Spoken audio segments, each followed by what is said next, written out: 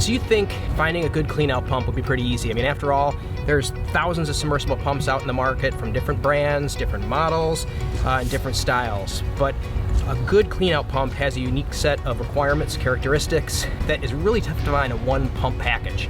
This pump right here does a really good job at checking the boxes though. One thing you want in a cleanout pump is you want to be able to pump down low. So when you're doing your wash downs, get the pump to pull that water from as low as possible, pushing that dirty water out of there. This particular pump here, you get down to 3/16 of an inch. So you can get your wash downs really, really low down to the bottom. The other thing on a cleanout pump that's important is the actual protection of the fish and the frogs and the things that are in the pond that you obviously don't want to get sucked up into the pump.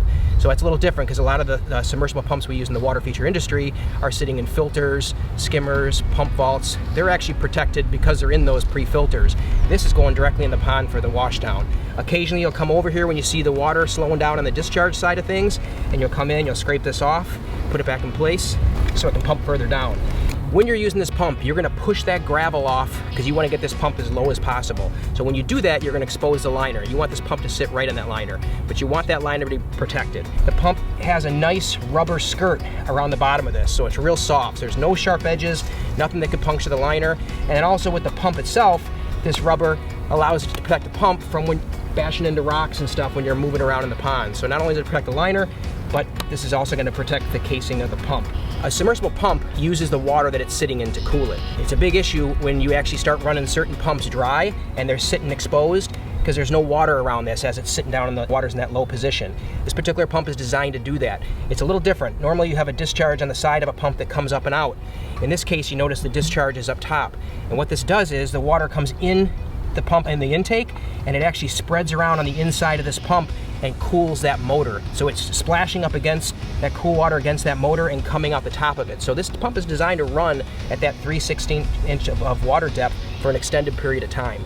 A lot of other pumps you put in there, they won't be able to do that. They'll actually start to trip the thermal because they're overheating. You can actually damage the pump and cause a premature failure on it, but this pump is designed to run in low water situations.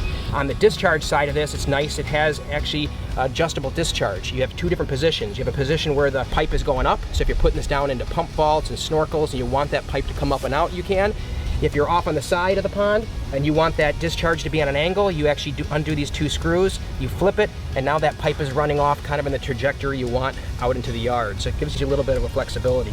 The cord on this is nice. You got a 32-foot long, super long cord. You don't want to have to use extension cords out here if you don't have to with the connections, you know, the extension cord connections and electricity. This is a nice long cord. It's a heavy-duty, beefy cord too as well. That cord comes through here, and then it has a cord restraint.